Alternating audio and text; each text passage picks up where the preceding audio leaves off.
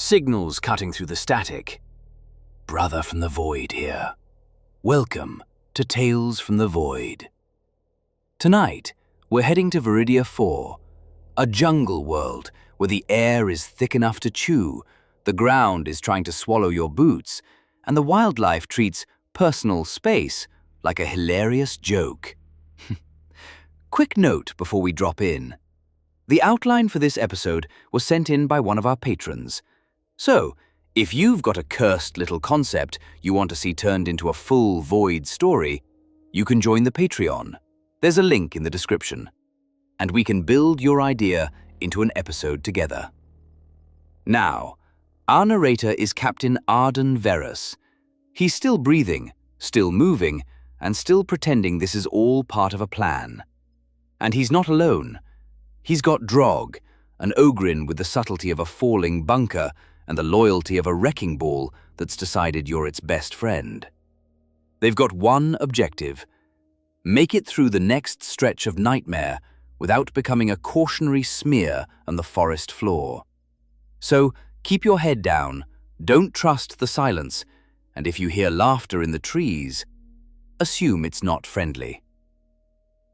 All right, let's begin.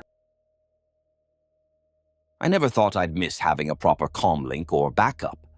But here I am, lost in a sweltering jungle on an Emperor-forsaken world overrun by orcs, with only an ogrin for company. If this sounds like the setup to a bad joke, believe me, the punchline hasn't been very funny so far.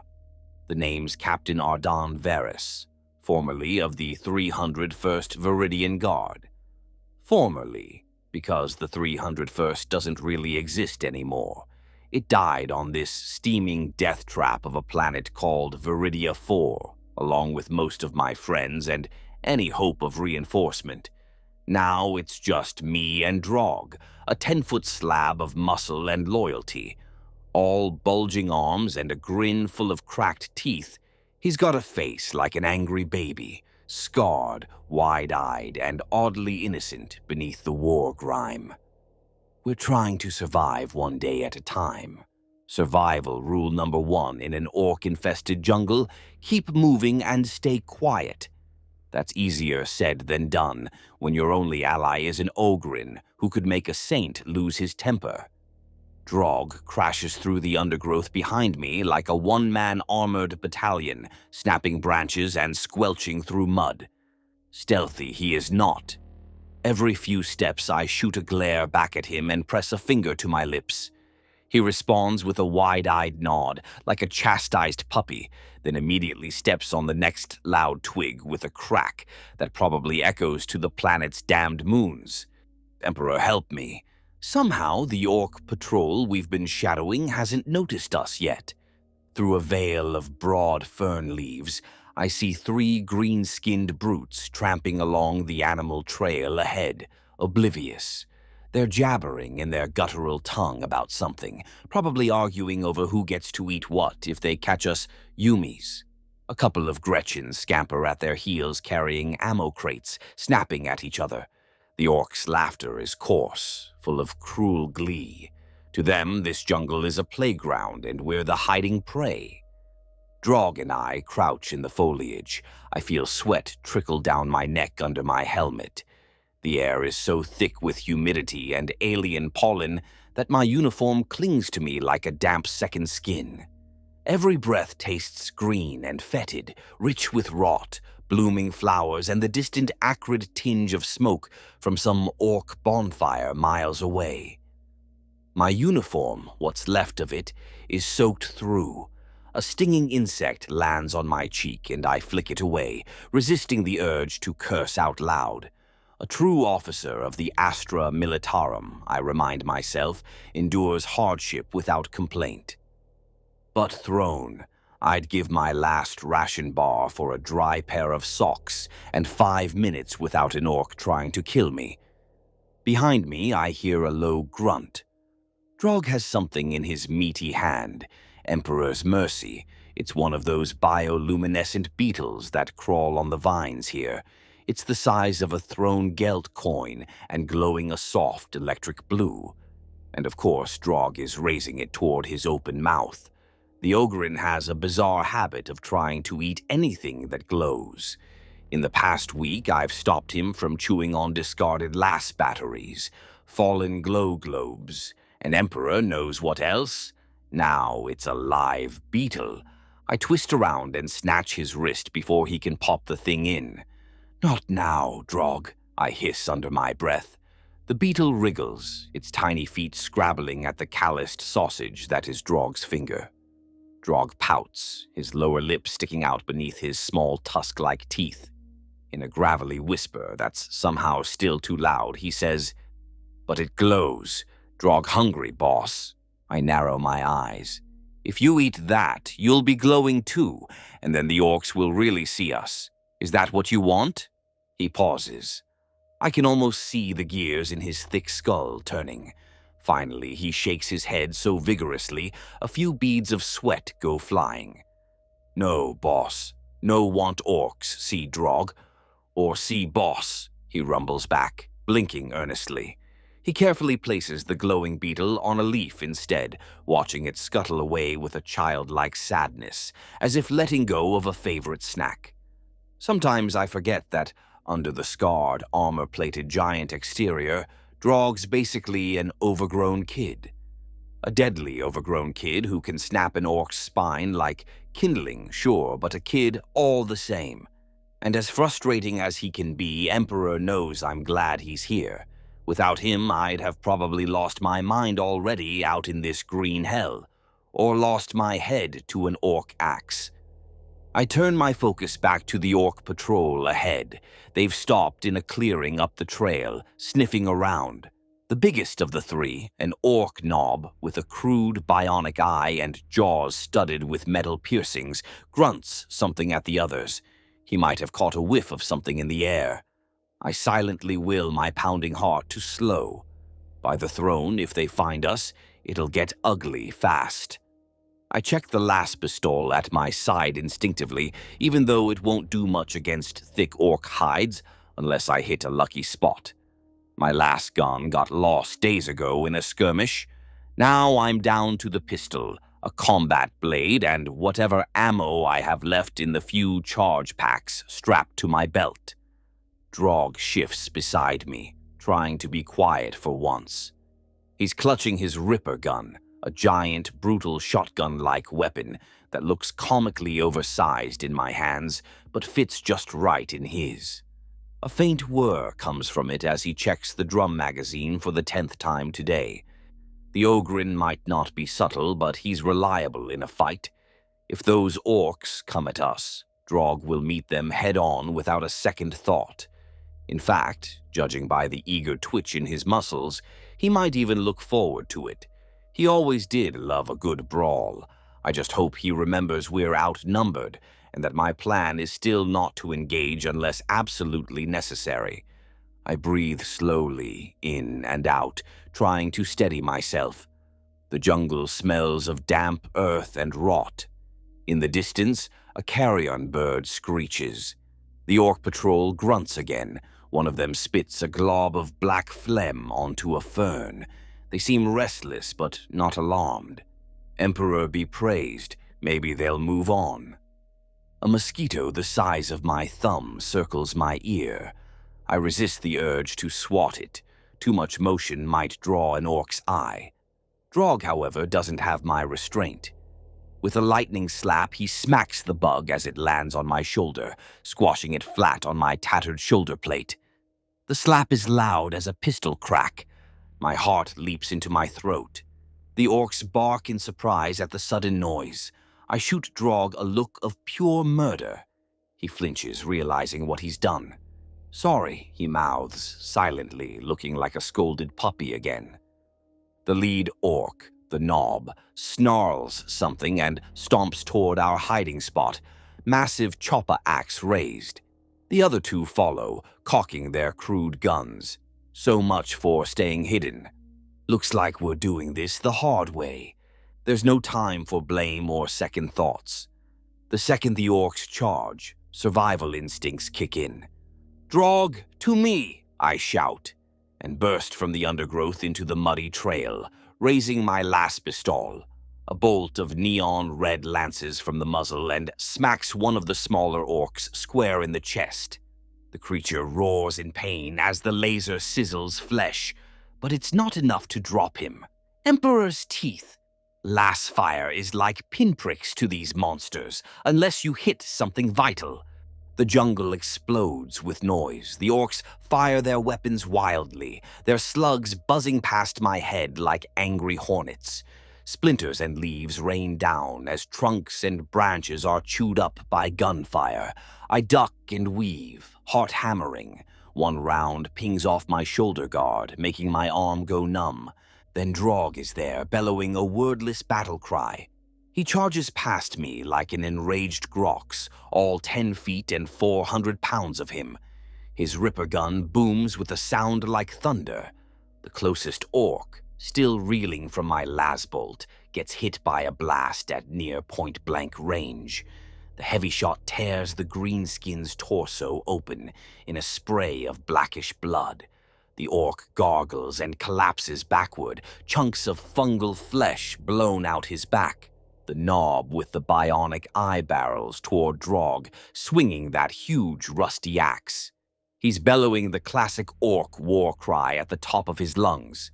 Birds startle from the canopy at the volume of it. Drog meets him with a grunt of his own. The knob is big, but Drog is somehow bigger.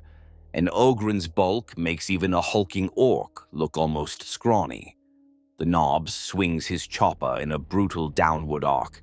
Drog surprisingly sidesteps with agility belying his size, and the axe bites into a tree trunk instead, sending splinters flying.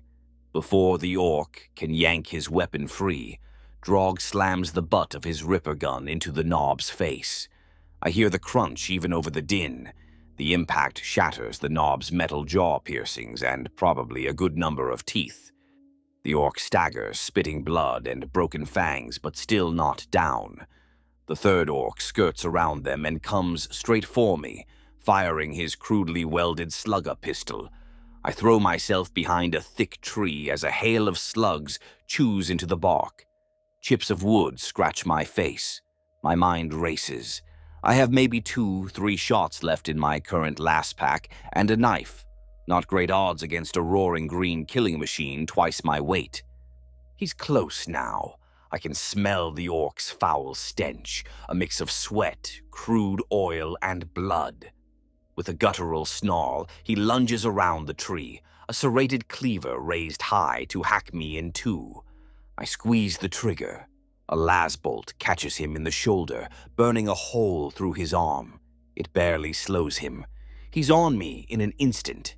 I barely parry the cleaver with my pistol. Metal screeches on metal as the blade scrapes the gun's frame. The impact knocks the weapon from my hand. The orc looms over me, yellow tusks bared, piggish eyes blazing with hate. He shouts something in his brutish language and raises the cleaver again to finish the job.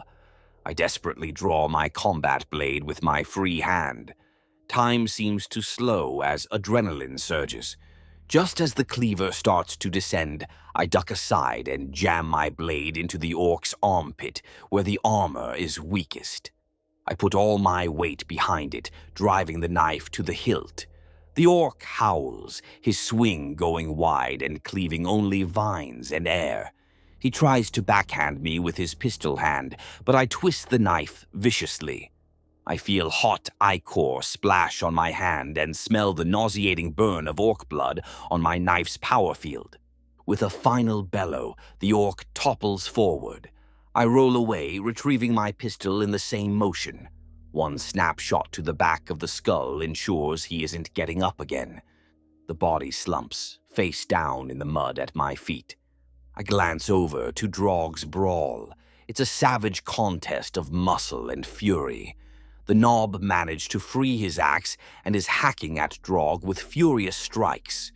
Drog's forearm guard is gashed and oozing blood from a deflected blow, but the Ogryn doesn't even seem to notice. He grabs the orc's axe mid-swing with his massive hand. Blood flows as the blade bites into his palm, but Drog just growls through the pain. With his other hand, he jams the barrel of his ripper gun right up under the Nob's chin. "Bad orc," Drog snarls, face contorted in a mix of pain and anger. Then he pulls the trigger. The boom is deafening. The top half of the Nob's head disappears in a mist of gore and scrap metal from his bionic eye. What's left of the orc crumples, and Drog tosses the twitching corpse aside, letting the chopper slip from the dead fingers. It's over. 3 orcs down. My ears are ringing from the gunfire. The acrid smell of last burn and the copper tang of blood hang in the humid air. My hands tremble slightly with the rush of adrenaline. "Boss, you okay?" Drog's deep voice cuts through the post-fight silence. He's looking at me with concern, broad chest heaving. Bits of orc gore spatter his flak armor and the brutish, permanently confused-looking tattoo on his left bicep. There's a fresh cut on his forearm and his palm is bleeding freely where he grabbed the axe, but he seems not to care. I take a moment to catch my breath, then nod. I'm fine. A quick once-over of myself. No serious wounds, just a graze on my shoulder where that slug glanced off my armor. I've been lucky. I step over the orc I killed, wiping my knife blade on a broad leaf. The adrenaline is ebbing, leaving the familiar hollowness that comes after a fight. 3 fewer greenskins in the jungle, at least. But Emperor knows how many more are out there. And that war cry the Nob let out, it might draw attention. Orcs aren't known for subtlety, but they're nosy as hell when there's a hint of a brawl. We need to move. Fast. Drog stands there looking a bit guilty, like a scolded dog. He knows his slap started this. His wounded hand drips blood onto the ferns. I sigh, managing a weary smirk. Next time, maybe don't squash the bug on your commanding officer, eh? A tusk-toothed, sheepish grin splits Drog's face. "Drog, sorry, Captain. Bug was gonna bite you. Drog, fix!" He actually looks so crestfallen that I almost feel bad for reprimanding him. I clap the big lug on his uninjured arm. "It's okay, we handled it." I nod toward the carnage. "Good shooting, and nice work with the big one. Very thorough." Drog's grin returns, broad and proud. "Boss saw. Drog smashed him good, yeah?" He points at the half-headless Nob by way of evidence. "I don't think he'll disagree," I reply dryly. I quickly bend and rifle through the Nob's belt pouches. Orcs rarely carry anything of use to us, mostly just their teeth, which they use as currency. Maybe some squig jerky, hard pass on eating that. But I do find 2 crude cylindrical grenades, stick bombs, as the orcs call them, strapped together. I lift them, careful with the primitive fuses. Could come in handy. "Lootin'?" Drog asks curiously. "Scavenging," I correct. "See if you find any ammo or gear." I doubt we'll find las packs among orc gear, but maybe on fallen guardsmen these orcs looted. One can hope. Drog goes to the orc whose chest he blew apart and surprisingly plucks something from the gore. It's the orc's boot, inside of which, bizarrely, is tucked a half-crushed pack of Imperial issue low sticks, cigarettes, probably looted from a guardsman. Drog holds it up to me with an oddly delicate pinch between his big fingers. "For you, boss." "You like smoky sticks, yeah?" he says, recalling my occasional habit. I'm momentarily taken aback. He must have noticed me lamenting my last low stick weeks ago. The pack is stained with blood and orc filth, but most of the sticks inside look intact enough. A small comfort in this hell. I slip the pack into my pocket. "Thanks, Drog," I offer him a faint smile. "Now let's get the throne out of here before more of his friends show up." That Nob hollered loud enough to wake the dead. Drog nods and immediately moves to a fast trot, leading the way down the trail the orcs came from. I sling my pistol back in its holster, retrieve my blade, and follow, leaving the bodies to the jungle scavengers. As we depart, I silently thank the God Emperor for seeing us through one more scrape. One skirmish down. Many more to go, no doubt. Emperor, I hope this abandoned settlement isn't far now. We march through the jungle for what feels like hours, putting as much distance as we can between us and the skirmish site. The terrain slopes upward, thick with twisted vines and roots that try to snare our boots. Insects drone around us in swarms. Despite the heat, I keep my helmet on.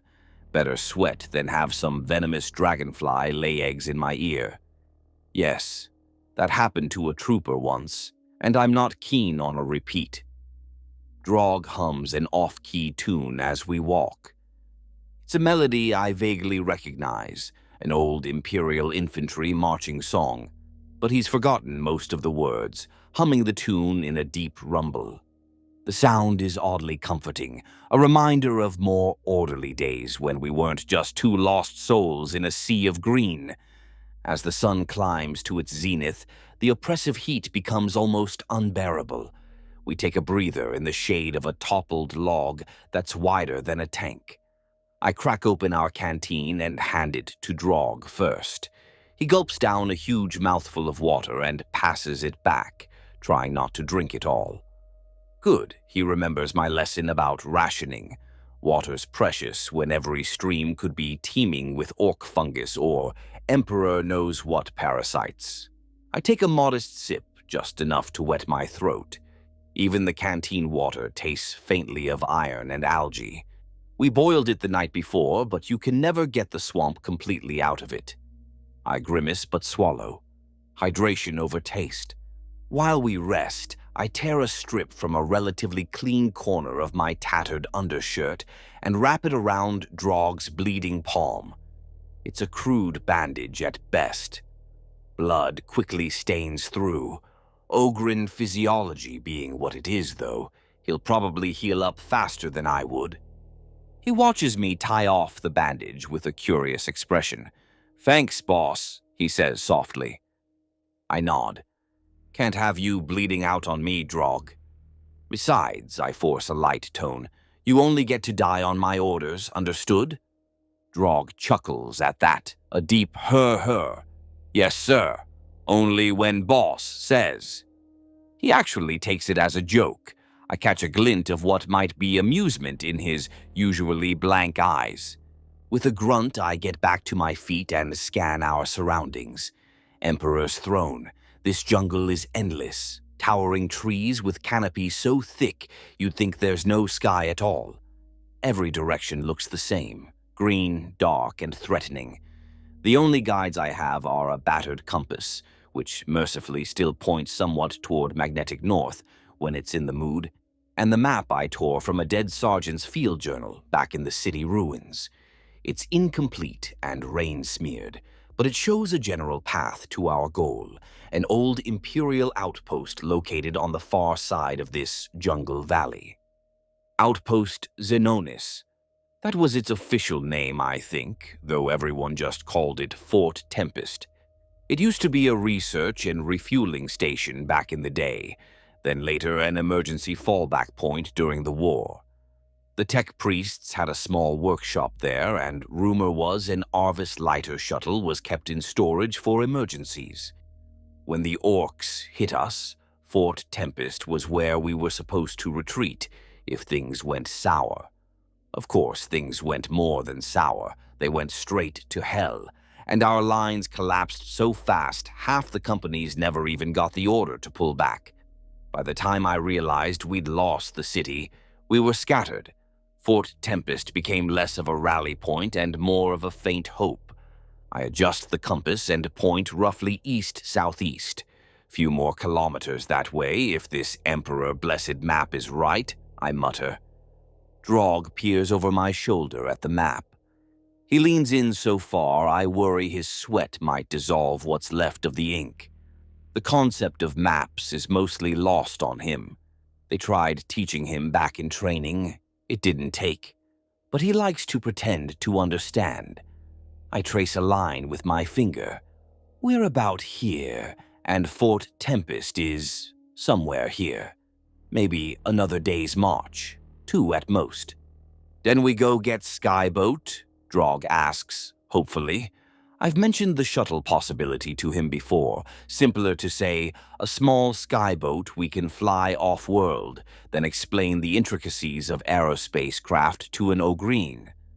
That's the plan, I affirm.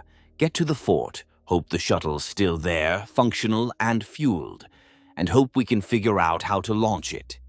I used to joke that I slept through flight school. In truth, I only have basic flight training for emergency escapes. But even a crash course is better than nothing. Drog slings his ripper gun over his massive shoulder as we resume our trudge. Boss fly, Drog shoot, orcs if chase. Good plan. He sounds downright cheerful at the idea. The thought of leaving this planet, escaping the nightmare, has kept both of us going. That and sheer stubbornness. As we walk, my mind wanders to the past, trying to piece together the chaos of the invasion. I remember the sky turning green with spore clouds as Ork rock pods rained down on Viridia 4. One minute I was at Governor Kalt's victory banquet, the irony of that still stings, and the next, alarms blaring, the palace shields failing, and green meteors plummeting into the city spires. My platoon scrambled to defensive positions while the world fell apart around us. There were explosions, fire, the screech of sirens. I blink back to the present. No use dredging that up now. Eyes open, Ardon, I tell myself sternly. Daydreaming in Ork territory is a fast track to an unceremonious death. Drog's humming stops and he sniffs the air, his flat nose wrinkling. Blood, he announces suddenly. I tense and reflexively reach for my pistol. Where? He points ahead where the jungle underbrush thins into a clearing. Sure enough, as we approach cautiously, I catch a metallic scent under the damp, earthy smells. A faint buzzing of flies grows louder. The trees part to reveal the wreck of an armored vehicle half sunk in mud. It's an Astra Militarum Chimera transport, or what's left of one. The green-gray ceramite plating is scorched and torn open like a tin can. The turret's gone completely, just a blackened ring where it was. One track assembly lies yards away, twisted. The vehicle must have taken a direct hit from something heavy, maybe an Ork tank buster bomb or a looted tank shell. Corpses are strewn about the clearing too. I count 3, 4, Emperor, at least 4 guardsmen, or what remains of them, in tattered uniforms similar to mine. They've been dead for a while, probably since the invasion, weeks ago. 2 are mere skeletons picked clean by scavengers.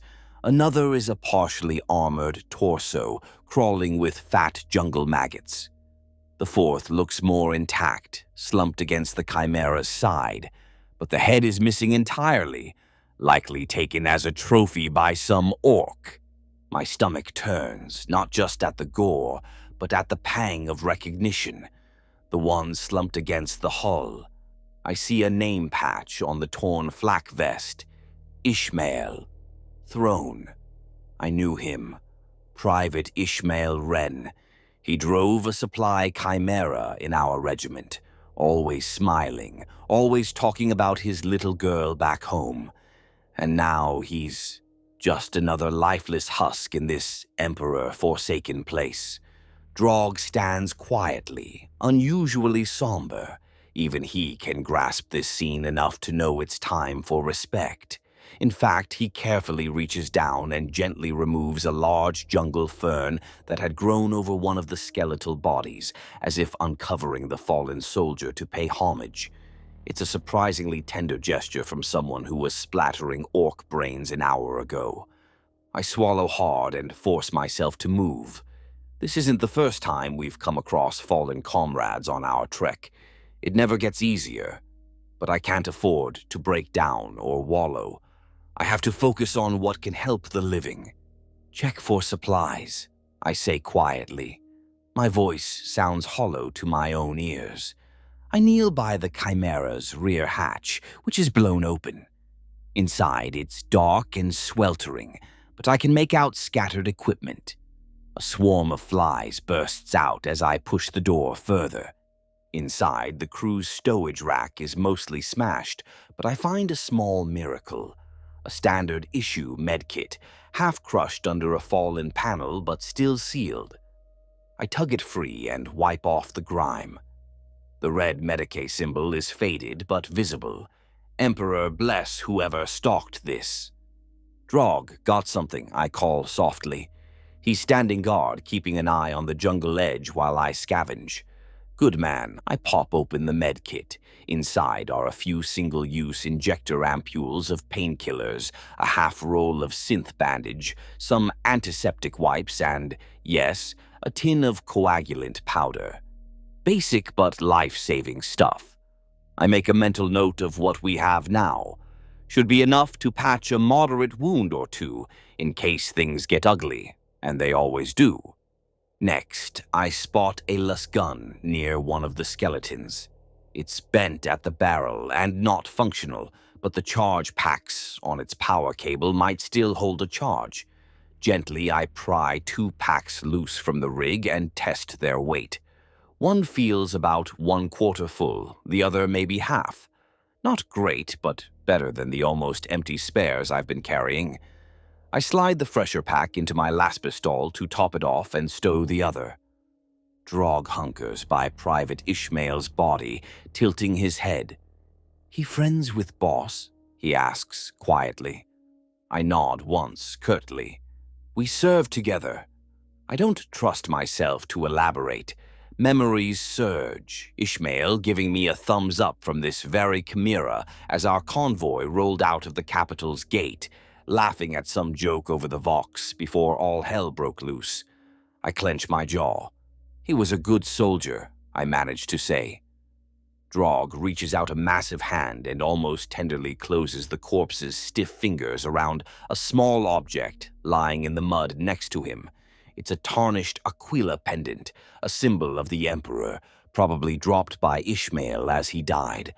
Drog places it in the trooper's hand and folds the cold fingers over it, his face unusually solemn.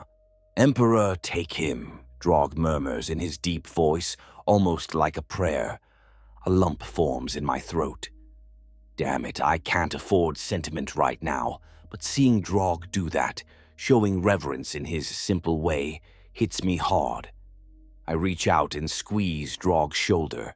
"He's with the Emperor now," I say, barely above a whisper. "It's what you say, whether you believe it or not. In this moment, I want it to be true." We don't linger.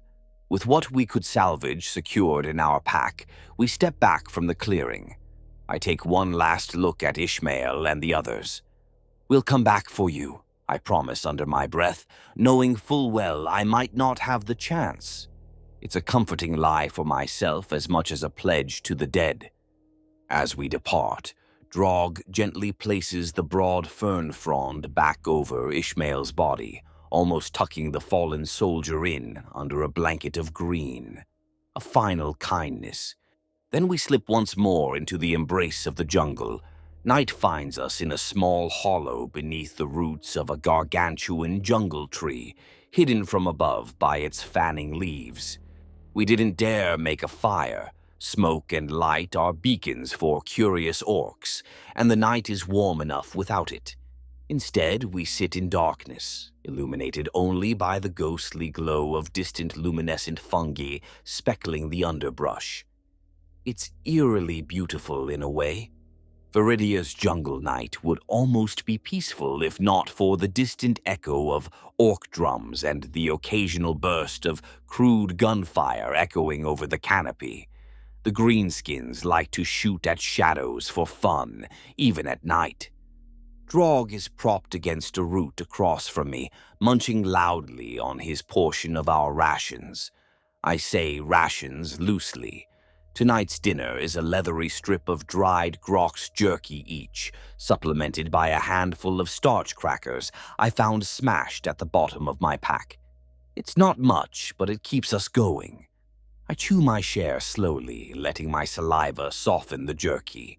It tastes like salted boot leather, but it's fuel for the body.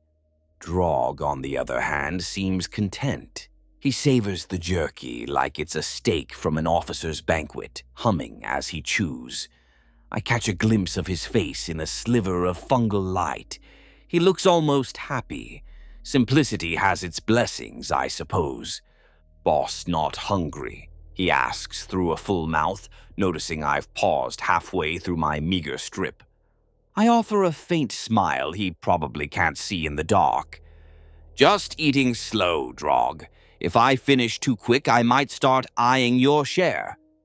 He lets out a snorting chuckle. "Boss can have. Drog not need much." His earnestness is palpable. "Nah, you need it more than me. Big body uses more fuel," I say. "Besides, you earned it. Saved our hides back there more than once today." He falls quiet at that, perhaps remembering the patrol skirmish and the wreck. After a moment, he speaks softly, almost hesitant. "Boss, we get to Skyboat soon, yeah?" I lean my head back against the bark. A million thoughts crowd my tired mind. Is the shuttle even there? And if it is, what then? Fly to orbit and hope an Imperial ship picks up our beacon? Or worse, find nothing but emptiness because Orks might have destroyed it. But I can't voice those doubts. Not now. Not when hope is all we have. Yeah, I lie with conviction I don't quite feel. By tomorrow or the next day, we'll see that shuttle. We'll fuel her up and get off this rock. You'll see the stars up close, Drog. The real stars above the atmosphere. He makes an appreciative ooh sound, like a child told of a marvelous gift. Drog always want to see stars closer. Think they as pretty as glow bugs? I chuckle softly. Prettier, and a lot bigger. Just don't try to eat any, okay? He laughs, a booming guffaw that he quickly muffles with a hand over his mouth. Even in the darkness, I can imagine his wide grin. "No, boss. Drog not eat star. Too hot." Good man, I finish the last of my jerky and stretch out as comfortably as I can on the uneven ground. My muscles ache in that dull way that promises even worse pain by morning. But I'm used to it by now. The life of a guardsman. If it's not your legs hurting from marching, it's your arms from shooting, or your soul from losing comrades. For a while, neither of us speaks. The jungle's nocturnal chorus takes over. Strange hoots and distant roars of unknown beasts, the constant whine of insects. I let my eyes drift upward. Through a small gap in the canopy leaves, a few stars are visible, twinkling cold and remote. One of them could be a vessel far above, perhaps Imperial Navy, perhaps not. The void doesn't care about our little saga down here. Out of the blue, Drog breaks the silence. "Boss," he mutters, "you think Emperor is watching us now?" I turn my head to look at the big silhouette across from me. That question was more thoughtful than I expect from him. "Why do you ask?" Drog shrugs his massive shoulders. "Commissar always say Emperor watches, sees every man fight for him. Drog fight lots. Drog hope Emperor see." Ah, the Commissar. Ogrins have a particular reverence for those guys in the peaked caps. Our regiment's Commissar, Rorkel, was a hard man, but he treated the Ogrin auxiliary squad decently. He used to give them little purity seals for good conduct, like they were gold stars for children. Drog still has one, I think, pasted on the side of his Ripper gun. I consider my answer. I was never the most pious soldier. I mouthed the prayers and did my duty, but faith is a complicated subject when you've seen as much death and horror as I have. Still, I won't dampen his spirit. If believing the Emperor watches him keeps Drog going, then the Emperor is watching. I'm sure he is, Drog, I say quietly. He's watching over all of us. And if anyone's earned his favor, it's you. Not every man would stick by his commander through all this. Drog shifts, sitting a little straighter.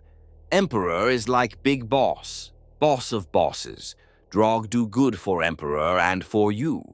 For a moment, I recall an image of Drog during the fall of our capital city, standing in the breach of a ruined gatehouse, firing his Ripper gun into a horde of charging orcs to give fleeing civilians a chance to escape. That day, I pulled him back only when the wall was about to be completely overrun. He saved dozens of lives by holding that line, taking shot after shot without falling. Emperor, be my witness, if more soldiers had half his courage. I couldn't ask for a better comrade, I say, meaning it. You've done the Emperor proud, Drog. And me. He's quiet again, but I see him rub at his eyes with the heel of his hand. Perhaps the big lug is trying not to tear up. Praise hits Ogrins deeply sometimes. Trying to lighten the mood, I clear my throat and adopt a mock stern tone. Of course, that doesn't excuse eating glow bugs on duty. He chortles softly. They squishy anyway. A few more minutes pass. My eyelids are growing heavy. Sleep is as dangerous as it is necessary out here. One of us should stay awake on watch. We've been taking turns each night. I volunteer for first watch in my mind, since Drog's heavier breathing suggests he might drift off soon. Before he does, Drog speaks up one last time, his voice drowsy. Boss, how come you nice to Drog? The question surprises me. What do you mean? He shifts, causing a few dried leaves to crackle. Back when join regiment, some little guardsmen laugh at Drog. Call stupid, say, don't shoot self with gun, and laugh. There's a hurt in his tone I rarely hear. But you never laugh mean. You treat Drog like person. I feel a pang of anger and guilt on his behalf. It's true many soldiers see Ogrins as lumbering beasts or simpletons, useful but not equals. I recall a few hard lessons I had to dole out early in my command to any trooper who tried to bully the abhumans under my watch. Emperor knows I'm no saint, but decency is something I tried to hold on to. Well, I say slowly, searching for the right words. You are a person, Drog. A soldier of the Imperium, just like the rest of us. Anyone who says otherwise is an idiot. You've saved more lives and done more good than plenty of smart people I know. Drog doesn't respond immediately. When he does, his voice is already half draped in sleep. Drog happy. Boss is Drog's friend. Best friend. I open my mouth to reply, but the words catch. Friend. That word hasn't entered my vocabulary in a long time. Officers have comrades, brothers-in-arms, subordinates. But here in the dark, titles mean nothing. There's just a battered man and a gentle-hearted brute keeping each other alive. Yeah, I murmur, throat a bit tight. We're friends, Drog. But he doesn't hear me. He's already snoring softly, head lolling forward on his chest. My thoughts drift as I keep watch, inevitably wandering to days long past. Back to the first time I met Drog. Emperor, what a sight we must have been. A fresh-faced lieutenant and a towering slab of muscle who saluted so hard he nearly knocked himself out. It was during a troop transfer on Vallis Depot, if I recall correctly.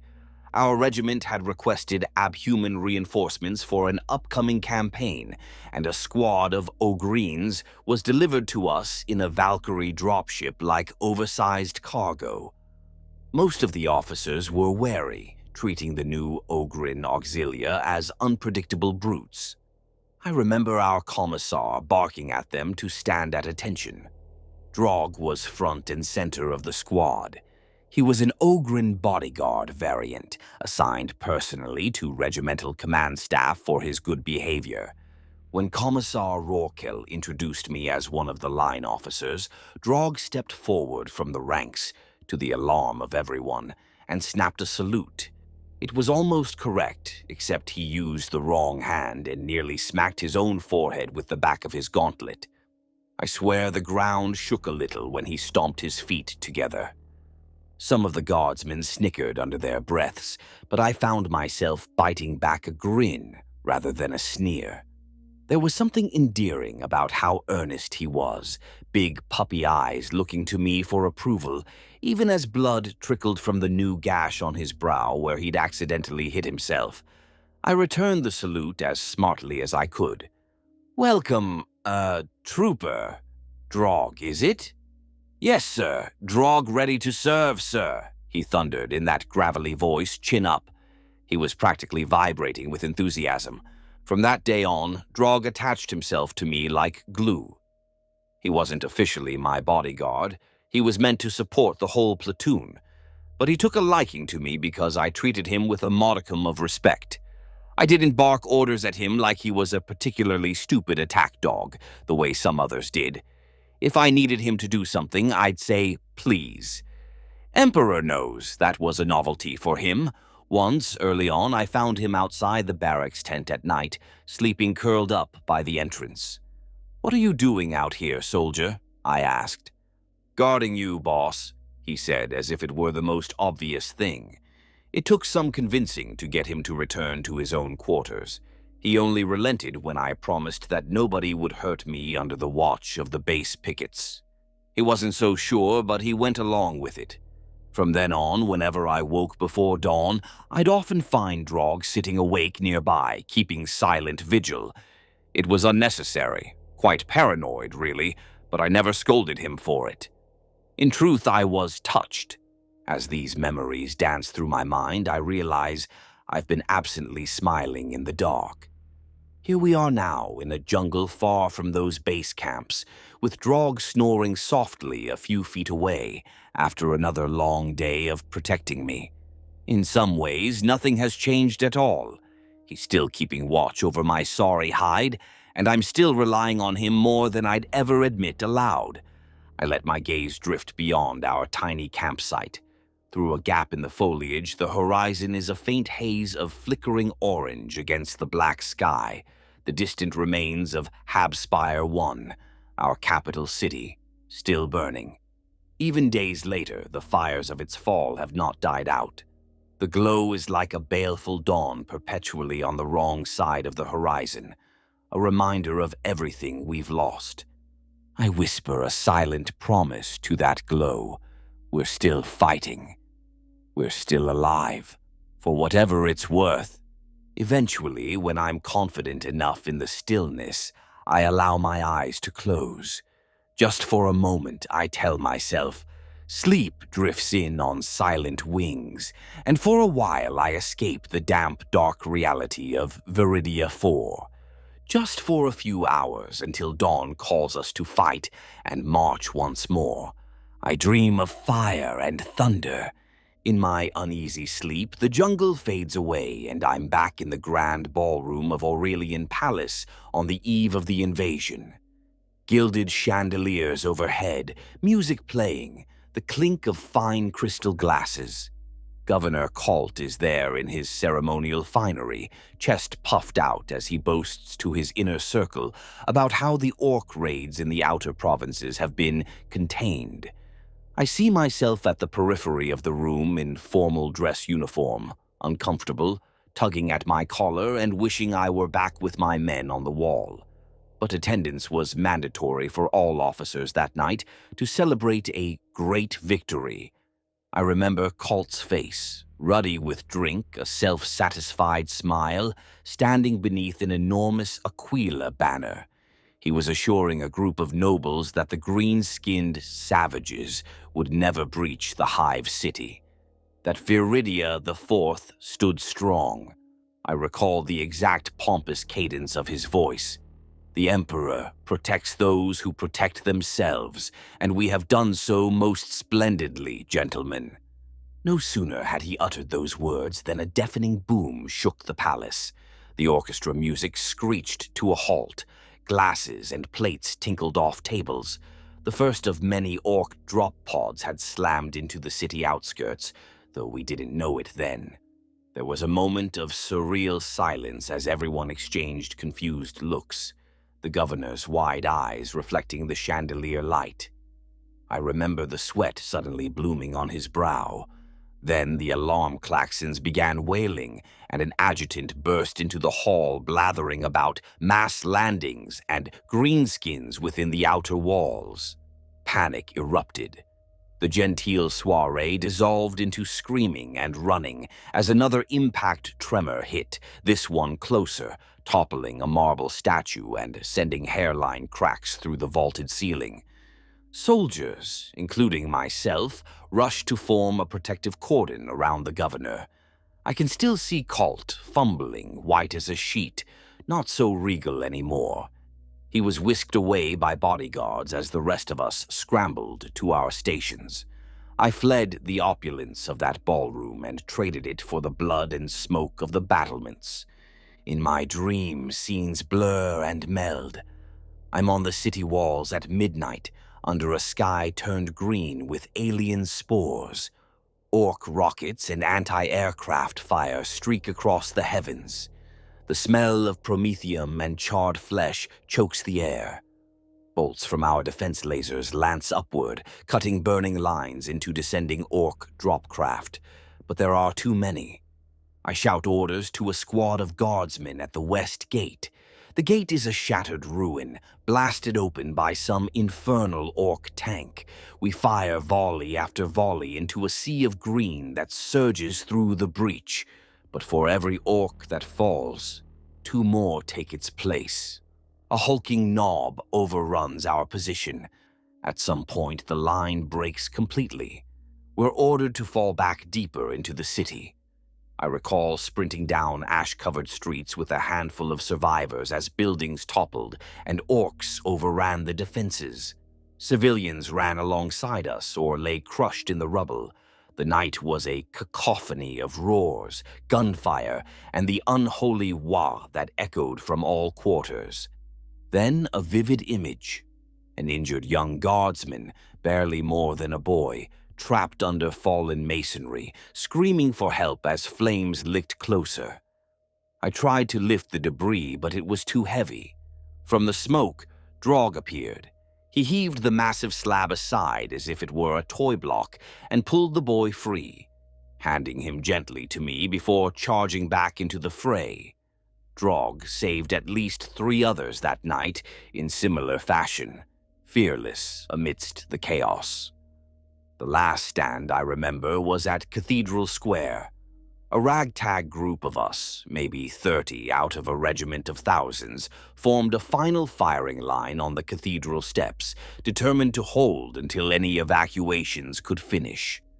Gargoyles and saints' statues looked down on us as we fought beneath the stained glass windows depicting the Emperor's glory. One by one, my comrades fell around me under waves of greenskins. Drog was the last by my side, a towering guardian.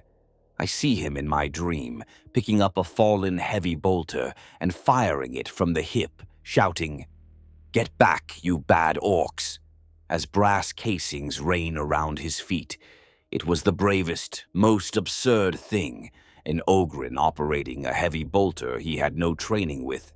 Yet he mowed down dozens, roaring in defiance on those holy steps. An Ork shell hit the cathedral facade. I was thrown by the blast, ears ringing, landing hard amidst shattered stained glass and stone. My legs wouldn't move, pinned by rubble. I remember looking up at the statue of the Emperor, its face cracked but still watching over us. I thought it was the end. Then Drog loomed into view above me, bloodied and burned, but very much alive. He tossed aside a chunk of marble, pinning my legs as if it were weightless, then lifted me into his arms. "Got you, boss," he had said, voice amazingly gentle in the carnage. Through my dazed, half-conscious state, I recall telling him to retreat, to save himself. But he wouldn't have it. Under heavy fire, Drog carried me from that square, my giant savior silhouetted against a burning sky. The dream fast forwards. I see patchwork memories of our retreat into the jungle after that. stumbling away from the city's glow with a few other survivors, only to watch from afar as Viridia's proud capital fell completely to the greenskins. Somewhere in that haze, I hear Governor Kalt's voice crackling over a Vox channel, frantic, pleading for extraction from a doomed planet. There's no answer from the Astar Tess we prayed for, no salvation from the sky. Only a cold reply from an orbiting Navy ship declaring the system lost, the order given to withdraw. Abandonment, the bitter taste of betrayal and despair. The images fade on the final sight of Draug standing guard over me as I lay semi-conscious under a canopy of trees, night falling, his broad shoulders the first line of defense against any pursuing orcs. He saved me, body and soul, that night. I jolt awake from the nightmare, heart hammering against my ribcage as the first rays of dawn filter through the jungle canopy. For a moment I lie there in the dim light, catching my breath, tears of frustration and sorrow from the dream pricking at my eyes. It was just a dream, I remind myself, a collage of memories, not all of it perfectly accurate, but the truth of it stands. I wouldn't be alive now if not for Draug's heroism during the fall of the city. Blinking away the residual images of fear and blood, I sit up. Draug is already awake, crouched a few paces away, scanning the perimeter with alert eyes. He turns when he hears me and offers a small, concerned smile. "Bad dream, boss?" he asks quietly. I nod, rubbing my face. "Yeah. The day the war came. I was remembering it." Draug's heavy brow knits as he reaches into a pouch and offers me a corner of a ration pack, one of the ones we saved for breakfast. "Eat," he says softly. "Feel better." I take the dry biscuit and manage a grateful smirk. "Thanks, big guy." My hands are still trembling slightly, so I busy them by nibbling the ration. He doesn't press for details about the dream, but he doesn't need to. We both carry those memories. Instead, he just pats my shoulder gently, mindful like one would comfort a frightened child. "Draug keep you safe, sir." "Promise," he murmurs with simple certainty.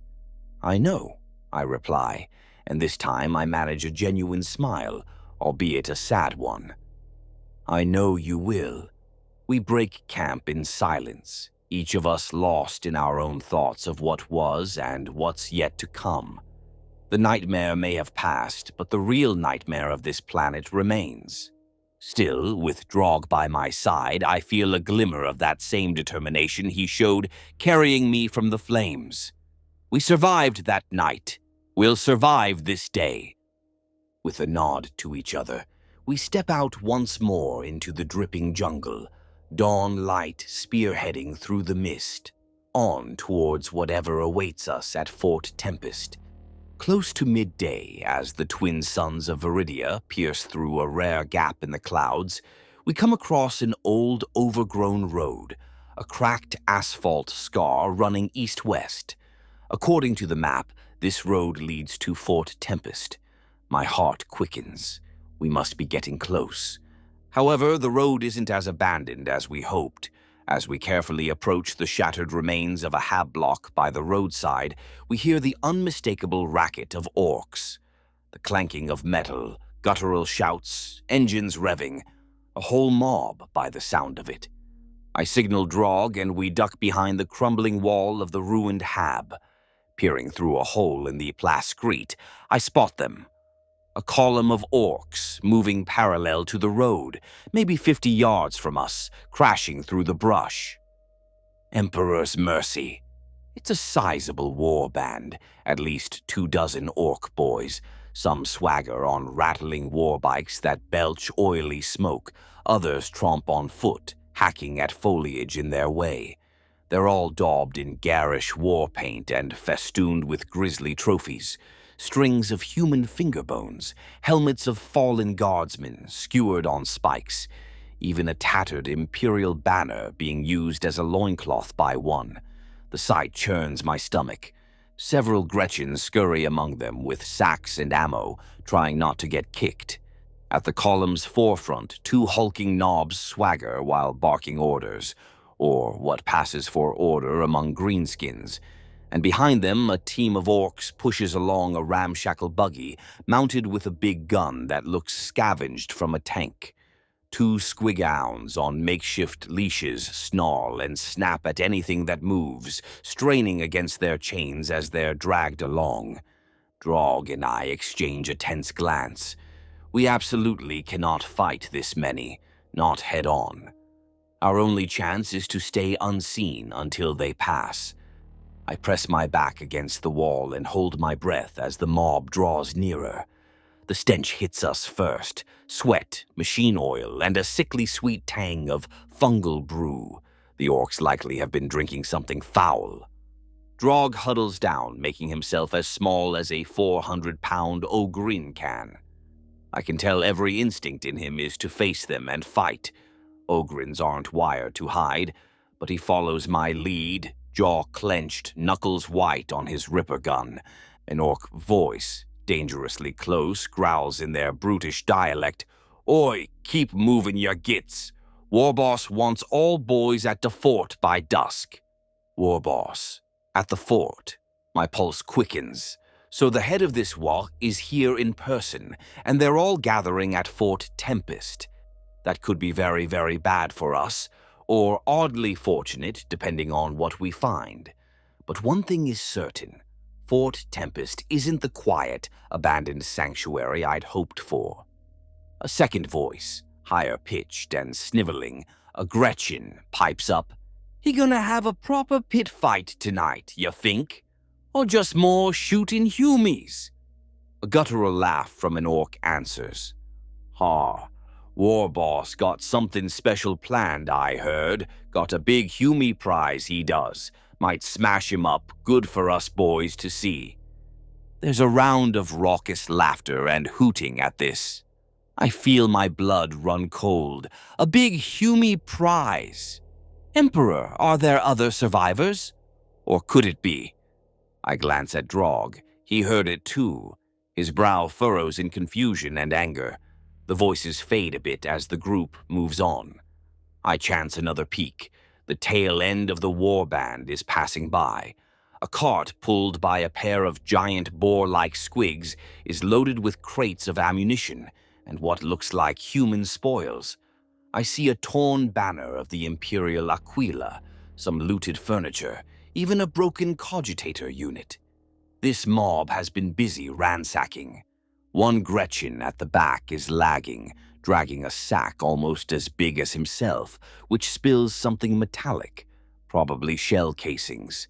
An orc boots him in the backside to keep him moving, nearly sending the little gremlin rolling.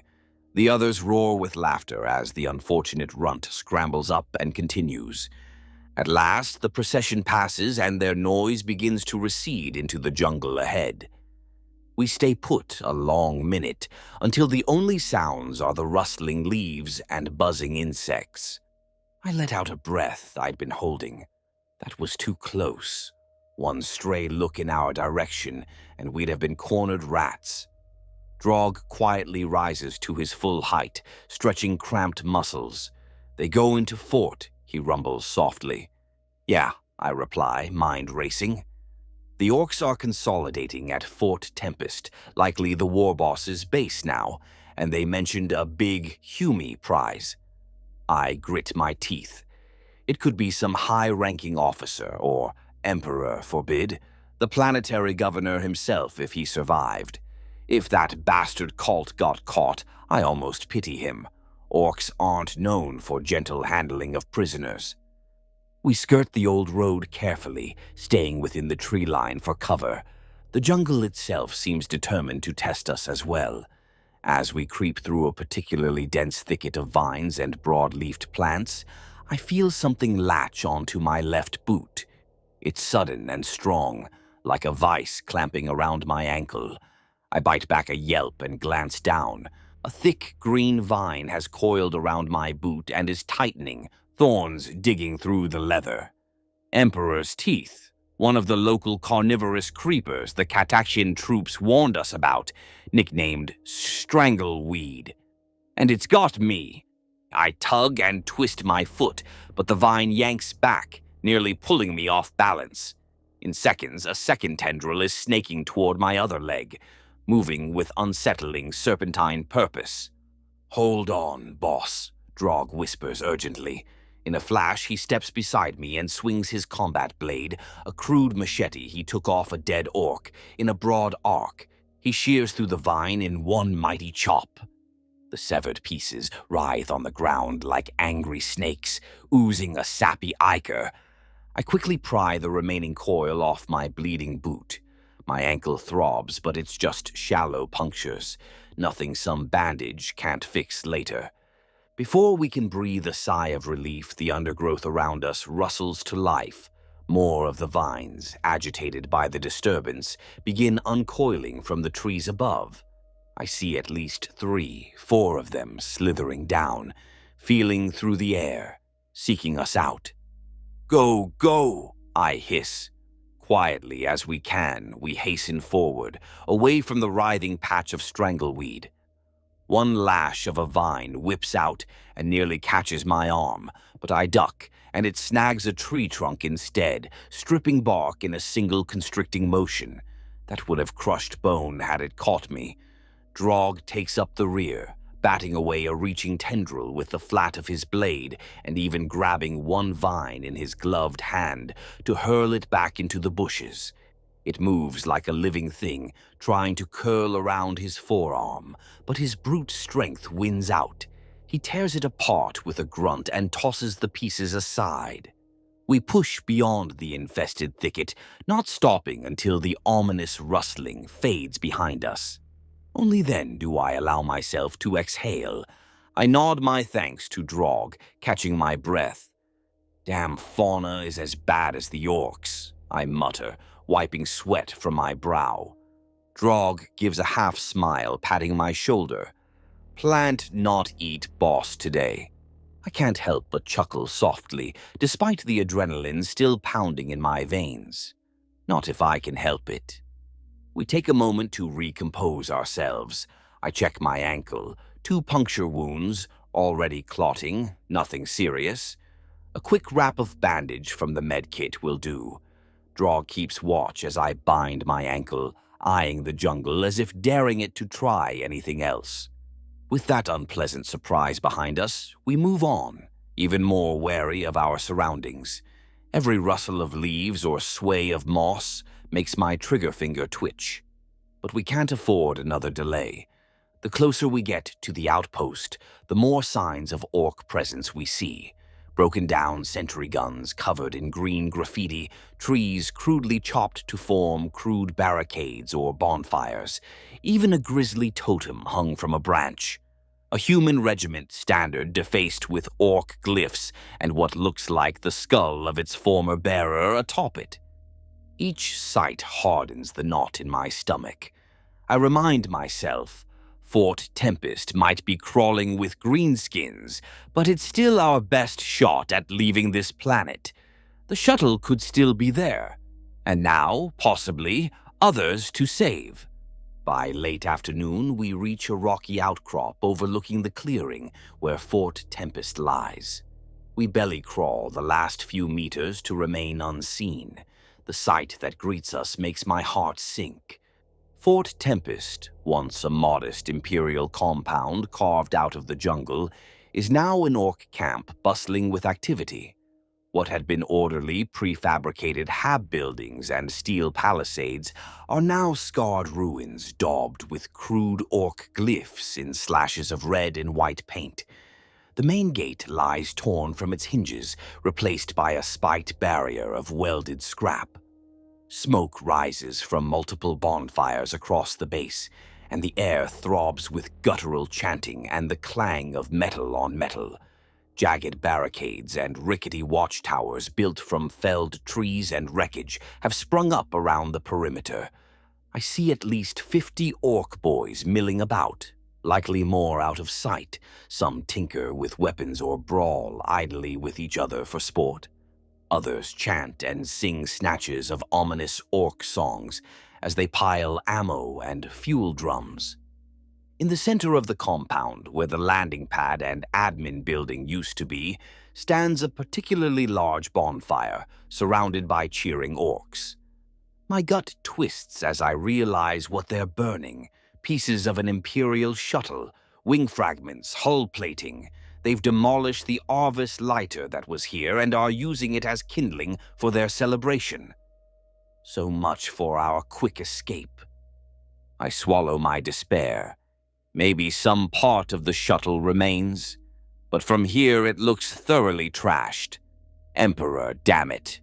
Drog nudges me and points. Look. I follow his gaze. Toward the back of the compound is a raised platform. Looked like it used to be a flatbed cargo truck, now turned into a dais. On it sits a monstrous figure, draped in scrap metal armor plates adorned with spikes and trophies. A tattered crimson sash and the remains of a once opulent coat hang from his shoulders. Horrifyingly, I recognize it as the governor's ceremonial attire, now worn as a mockery. He's seated on something akin to a throne made from a ruined servitor chassis.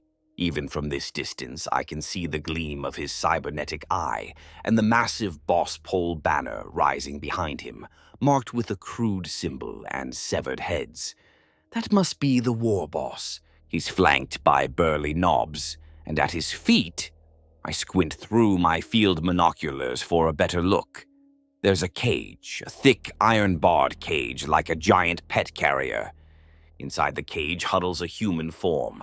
The man is battered, clothes torn, but I recognize the once opulent governor's uniform and the gaudy medallion hanging from his neck. My breath catches. Throne of Terra, Governor Colt, I whisper. Even from here, I can see the governor's state, face bruised, one eye swollen shut, hands bound in front with crude manacles. He's alive, but barely. 2 orc guards with spears poke at the cage periodically, taunting him. My mind reels. The planetary governor, alive, captured by orcs. This is the Big Humi prize they spoke of. The war boss must be keeping him as a trophy, maybe planning to execute him in front of the masses for sport. Drog emits a low growl. He's a simple being, but even he comprehends the scene. Bad orcs. They hurt Humi. I place a hand on his arm, urging calm. I know, I say quietly. My own blood is boiling, seeing a leader of our people humiliated so, but I have to think rationally. From our vantage, I scan for any sign of the shuttle's remains that might be usable. The main fuselage is indeed mostly wreckage in that bonfire. But wait, off to the left of the compound, near a partially collapsed hangar structure, I see something. It's another craft, smaller. Perhaps a 2-person scout flyer or grav shuttle, propped up and being tinkered on by some Gretchin mechanics. It might even be the planetary governor's personal skiff, or an escape craft. Unclear if it's space-worthy, but it's something with engines and a cockpit at least. Perhaps an alternate escape vehicle if we can reach it. However, that area is deep inside and we have bigger immediate issues. Dozens of orcs and 1 very important prisoner. We have to save him, I murmur, almost to myself. Drog grunts in agreement. Boss, we go get Big Boss Humi? Take him with us. I chew my lip.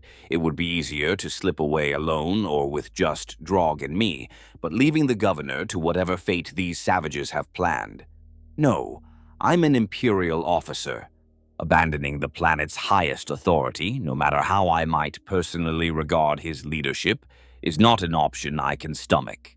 Besides, if by some Emperor-blessed miracle we escape, having Governor Colt could rally aid for any other survivors, or at least testify to what happened here, not to mention the propaganda value of saving a planetary governor.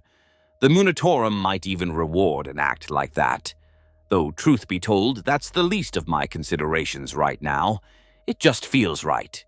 We'll try, I say, steeling myself. We get him, we find a way out. Maybe that smaller flyer over there. I point out the craft to Drog. He squints. Tiny skyboat? Maybe big enough for us and the governor, if we can fuel it. But one step at a time. First, we get Colt out of that cage. I scan the perimeter. The fort's old palisade fence is broken in many places. We could sneak in through a gap in the southern end, which seems less guarded. A couple of half-drunk orcs are there, sitting on a wrecked sentinel walker's leg and arguing. Most of the others are gathered around the central fire, distracted. The war boss suddenly stands and raises a massive power claw in the air. Even from afar, I can hear his booming voice silencing the rabble. He's giving some kind of speech, but it's too far to make out clearly. The orcs respond with roaring approval and banging of weapons. Time might be short. Perhaps he's announcing the fun with the governor will start at nightfall. I turn to Drog. We'll move in at dusk when the light's low and they're hopefully busy guzzling fungus brew and celebrating. We slip in through that gap, I indicate, skirt around the edge behind those huts toward the cage platform. Drog smash cage, he nods eagerly. Quietly, if possible, I stress. No smashing unless we're discovered. I'll try to get the cage open with my knife or find the key. We get him, then head toward that flyer. We might have to fight our way to it if things go loud, but with luck, we catch them off guard.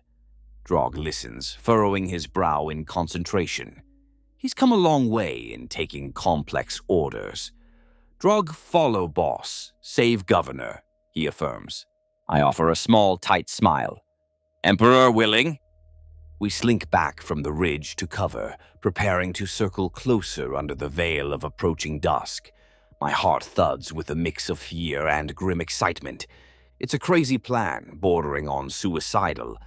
But like many desperate gambits in this forsaken war, it's the only plan we have. As the sky dims and the Orks' bonfire glows brighter, Drog and I make our final checks, weapons loaded, knife ready, nerves steeled. I silently mouth a litany taught by the regiment's chaplain. Though we walk in darkness, we shall fear no evil, for the Emperor is our light. Drog mutters something that sounds like a child's prayer to the Emperor as well, clutching the purity seal on his gun briefly. Then, together, we slip into the jungle shadows toward Fort Tempest, determined to snatch victory, or at least one man's life, out of the jaws of this greenskin hell. Dusk deepens as we make our move. Slipping from tree to tree, we descend into the outskirts of Fort Tempest. The Orks' attention is largely on their revelry at the center. Laughter, shouts, and occasional gunshots, fired recklessly into the air, mask the crunch of our footsteps on the outer fringe. We reach a gap in the old wire perimeter fence where a sign once read, "Authorized personnel only," now hanging askew with a big orc glyph scrawled over it. Beyond it is a stack of crates and barrels, likely looted supplies. 2 orcs sit nearby, as I saw earlier. They're passing a jug of fungus brew back and forth, arguing in slurred voices. One has a bionic leg that he's propped up, and the other is missing an eye, the socket covered by a leather patch. Both seem thoroughly inebriated and paying little mind beyond their own banter. I signal to Drog to stay low and follow closely. We creep behind the crates, hearts pounding. The rancid smell of the brew hits us. One of the orcs belches loudly and the other howls with laughter. We freeze, but they're oblivious, more interested in their crude jokes. Quietly, we slip past the distracted sentries and into the camp proper. The interior of the fort is chaotic. Orks have torn down some hab blocks to make space for their bonfire and crude fighting pit. The ground is littered with scrap, spent shell casings, and debris of past skirmishes. We crouch behind a stack of sandbags near a dilapidated hut. My ears ring with the din of a nearby orc shooting wildly at empty cans for target practice. He's thankfully facing away from us, more entertained by his marksmanship, or lack thereof, than anything else. The cage with Governor Colt is about 30 meters away now, slightly elevated on that truck bed dais. The war boss still stands on his throne platform barking orders intermittently, but he's also knocking back what looks like an entire keg of grog, while a few Gretchins scramble to refill it. The majority of orcs are engrossed by the bonfire, where some are staging fistfights or tearing into charred meat from a spit. No one is looking our way for the moment. I take a breath and gesture for Drog to cover me. We slink from cover to cover, first behind that hut, then a wrecked sentinel walker, the one missing a leg from earlier. As we crouch in the shadow of the wrecked sentinel, an orc suddenly tromps into view just a few paces away. He's separated from the main revelry, perhaps on a lazy patrol or looking for a place to relieve himself. The big brute scratches his backside and sniffs the air, muttering in low Gothic curses about the stink of humies. I press flat against the sentinel's burnt hull, motioning Drog to stay absolutely still. The orc takes a few steps toward our hiding spot. My grip tightens on my knife. My heart thuds in my ears. Drog, eyes wide, points a questioning finger toward the orc as if to say, "Should I smash?" I answer with the slightest shake of my head. Noise now would bring the whole camp down on us. The orc's piggish eyes peer around, but the smoke and dim firelight play to our advantage. We're just two more shadows amid the junk. After an agonizing few seconds, he grunts, apparently deciding nothing's amiss, and turns away, fumbling with his belt as he heads off behind the hut to do his business. I exhale slowly. We slip out from our cover and continue on, every sense on high alert. Next, we dart to a toppled statue of the Emperor that has been defaced with orc graffiti. Now we're at the base of the platform. Colt's cage is above us, about 10 feet off the ground on the truck bed. A ladder on the side provides access, but it's crawling with 2 orc guards. Both are leaner, meaner specimens than the drunkards outside. They wear bits of flak armor taken from slain guardsmen, and each cradles a crude spear and pistol. I silently curse. Taking them out quietly before they can raise an alarm is critical. Drog leans in and whispers, breath warm on my ear. "Boss, I lift?" He gestures with his hands, offering to hoist me up the side of the truck, bypassing the ladder where the guards stand. I nod, appreciating his quick thinking. Sound carries upward. Coming from below might give me a second of surprise. We move to the rear of the truck where it's darkest. I holster my pistol and draw my knife, holding it between my teeth as I clamber onto Drog's interlaced fingers. With incredible strength and surprising silence, he lifts me straight up. I grab the edge of the truck bed and slither onto it like a prowling cat. The 2 orc guards are at the front side of the flatbed, peering outwards, their backs to me.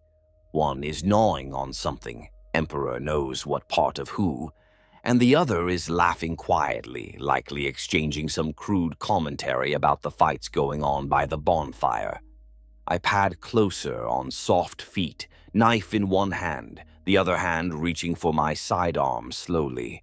"Emperor, guide my blade." In one motion, I spring up and drive my combat knife into the neck of the left orc, clamping my offhand over his mouth. The blade's energized edge slices deep. The orc convulses, blood gushing warm over my hand. His comrade reacts with a startled grunt, turning, only to meet the muzzle of my laspistol. I fire a single shot. The red bolt sears through his throat with a flash. He collapses, gurgling and clutching at the smoking hole where his voice box was. My knife victim thrashes, but I hold firm until his struggles slacken and he slumps. Gently, I lower the dead weight of the orc to the floor of the truck bed. The other one lies still, eyes glazed. Both dispatched. No alarm raised yet. For a moment I meet eyes with Drog, who's peering up over the edge from below. I give him a thumbs up, and he cracks a small grin. Quietly, Drog clambers up to join me on the platform, his massive frame causing the metal bed to creak just a bit. We freeze, glancing around. The war boss is guffawing at something one of his knobs said, not looking our way. The background noise of the camp covers that little creak. We're still in the clear. Governor Colt sits huddled in the cage's corner, having shrunk back during the brief fight. He must have heard the scuffle. He looks up at us with one eye, the other swollen shut, and a mix of hope and disbelief crosses his bruised face. "Quiet, Your Excellency," I whisper, putting a finger to my lips as I step over to the cage lock. It's a crude padlock, Ork made from the looks, probably pilfered chain. I inspect it in the dim firelight, simple mechanical latch. Colt manages a croaking whisper. "Emperor bless, you're Imperial." I almost bark a laugh at the absurdity. Who else would be sneaking in to rescue him? But I just nod. "Captain Varys, Astra Militarum, we're getting you out." His lip quivers as if he might sob, but he bites it back and nods rapidly, dragging himself to a kneeling position. I knew someone would come," he stammers very faintly. "Thought all dead." Drog is keeping watch, crouched at the platform's edge, ripper gun ready but pointed down for now. He glances over his shoulder and urges in a low murmur, "Fast, boss." He's right. I fish out a small pry tool from my belt kit and jam it into the padlock mechanism. It's stubborn, rusted. "Emperor, damn it. Move." Finally, with a click, the latch pops. I quietly lift the bar and remove the lock. I swing the cage door open. Colt almost falls out in eagerness. I catch him. "Emperor, he's in worse shape than I thought. Mid-50s, overweight, never a soldier to begin with, and now battered and dehydrated. He can barely stand. His legs are shaking like reeds." Drog steps forward and, with surprising gentleness, scoops the governor up under one arm. "Got you, sir," Drog rumbles as softly as he can. Colt flinches at first. Imagine waking from one nightmare into the arms of an ogrin. But he quickly realizes Drog is an ally and just clings weakly. "Ogrin," he mutters, almost delirious. I retrieve my knife and gesture to the way we came. Back the same way. We get to that flyer and pray it works. We descend off the truck bed, Drog simply hopping down with Colt in tow like a child. I climb down the ladder rungs on the side, stepping over the dead orcs. My heart is hammering. So far, so good. Too good.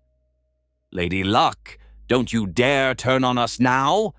We retrace our steps behind the huts. My plan is to hug the perimeter toward the hangar, where I saw the small craft. There's still confusion and noise everywhere. No one's found the bodies yet or noticed the missing guards at the cage. The war boss is now downing another chug of brew, riling up his boys for something. We need to be gone before he realizes his prized prisoner is missing. Half carrying, half dragging Governor Colt between us, we move as fast as we dare. Colt valiantly tries to keep his feet moving, but he's slowing us down. Drog eventually just lifts him onto his back, piggyback style, so Colt's arms hang over Drog's broad shoulders. It's almost comical in any other situation. We pass by what used to be the tech priest's workshop. Inside, an orc mechsmith is tinkering with some looted engine parts, thankfully with his back turned. We slink by unnoticed. The small craft is right ahead in an open clearing by the collapsed hangar.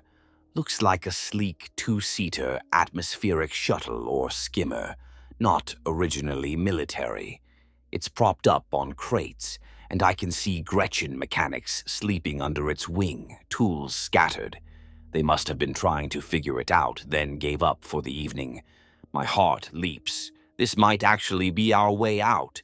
Possibly a luxury skiff or escape shuttle the governor himself had. It has dual engines and looks intact, if refueled. With luck, They didn't drain the fuel, or I can improvise. We rush toward it. I hop over a snoring Gretchin, resisting the urge to slit its throat. No time. Drogg's heavy foot accidentally nudges a wrench which clatters against a metal barrel. One of the Gretchin startles awake with a yelp, seeing us. It opens its mouth to shriek in alarm, only to get a face full of my laspistol's butt. I crack the little creature across the jaw and it goes limp. Another one, under the craft, scrambles out, squealing, "Help! Yumis!" Drog reacts instantly. With a single massive hand, he grabs the small greenskin by the head. There's a sickening crunch as Drog squeezes, and the Gretchin goes silent, limbs twitching. He tosses the body aside like a broken toy. "Quiet," I whisper ironically to him. He gives a tiny apologetic shrug. We've made it to the skimmer. Up close, it's definitely an orbital shuttle, maybe capable of short-range, high-altitude flight. Enough to get us away, hopefully. The fuel gauge on the side reads low, but not empty. Might be just enough. I usher Drog and Colt toward the cockpit ladder. "Get in, quick," I say, moving to the rear to find the fuel intake or ignition. But at that moment, a tremendous roar splits the air. "What's this?" My blood runs ice. The war boss's voice coming from the central camp. "Our absence has been noticed." Turning, I see the war boss on his platform, pointing in our direction. Even in the dusk, his red eyes blaze. Around him, dozens of orcs are turning to look where he points, grabbing weapons. One of the Ork guards must have discovered the empty cage, or perhaps some Gretchin saw us. Either way, the alarm is raised. "Drog, get them aboard, now!" I shout. I dash to the pilot side of the cockpit. Drog practically hurls the governor up into the back of the two-seat cockpit, then climbs halfway in himself, trying to bundle his large frame in. I slap the ignition rune on the console. Lights flicker. The engine whines, a weak whine. Not enough power? Emperor, no. I quickly scan. The fuel cells indicator is redlining near empty. The Gretchin might have drained it, or it leaked. We might have minutes of thrust, if that. I grit my teeth and begin flipping switches in emergency start mode. The machine spirit coughs, sputters. One engine sputters to life, the other stalls, and then all hell breaks loose around us. Orks swarm from between the huts and wrecks, charging towards the hangar clearing. Gunfire begins peppering the skimmer's hull. Bullets ricochet off metal with clangs. A Gretchin's wild shot buzzes past my head. Drog growls, returning fire with his ripper gun one-handed from the cockpit. The heavy slugs blast a couple of the first orcs to round the corner, sending them sprawling. But more are coming, a green tide roaring in fury at our escape attempt. Among them, stomping forward like an angry god of war, comes the war boss. He leaps off his throne platform with a ground-shaking thud, shoving smaller orcs aside in his rush. In the flicker of fires and craft lights, I see him clearly now. Scarred face crisscrossed with tribal war paint, jaw studded with iron piercings. A torn red sash flutters from his shoulder, and parts of a fine silk coat, once the governor's, now bloodstained, are draped around his hulking form. His cybernetic red eye glares balefully, and a massive power claw crackles with energy on his right arm. In his left, he hefts a huge slugger the size of an autocannon, its muzzle smoking. "There's the Zoggin Humi, and his pet Ogrin," he roars, voice like a grinding engine. "Crump 'em. No one steals my prize." We have seconds at best. I yank a lever, trying to prime the second engine.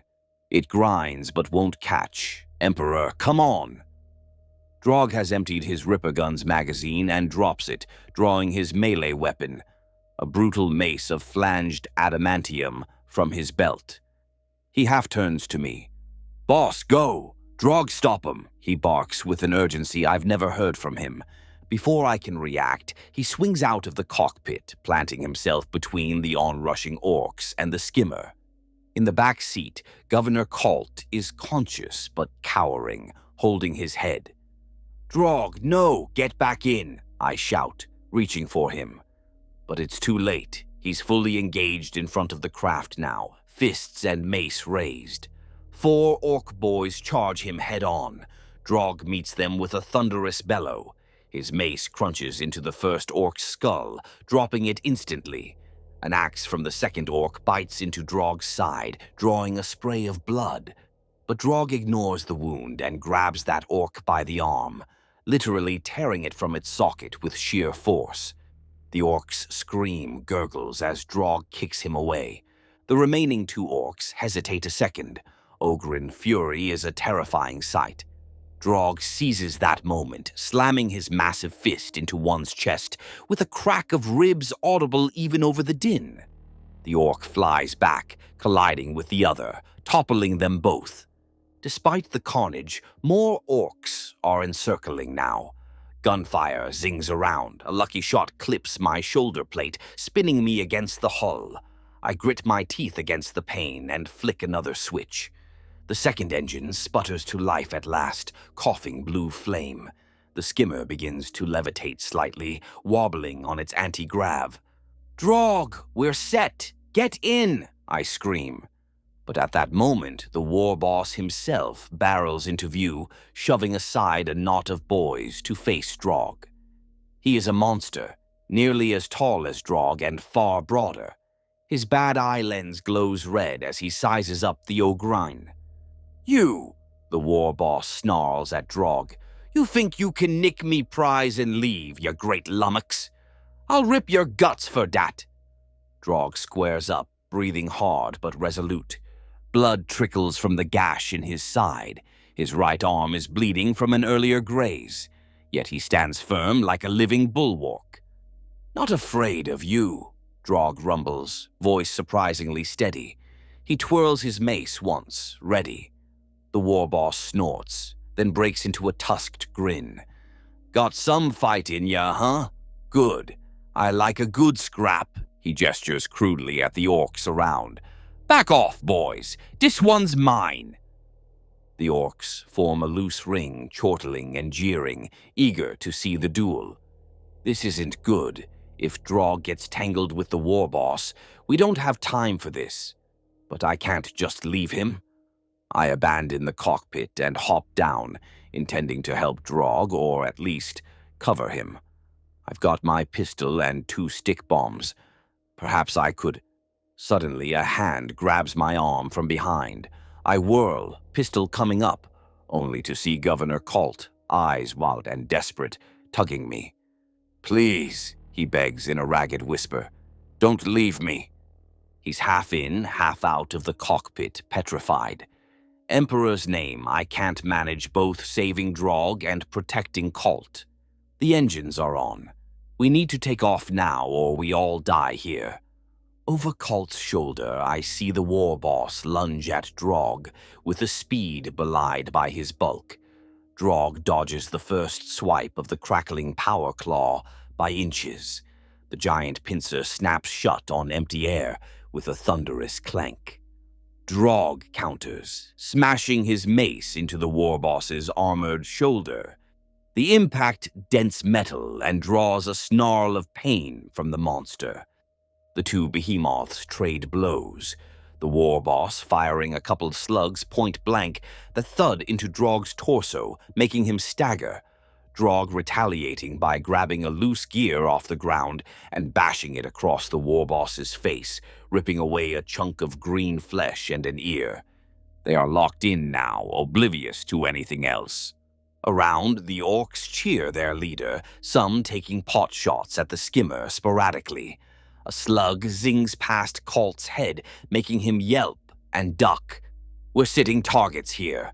My mind races. Drog is buying us time at the cost of his own life, perhaps. He must know it.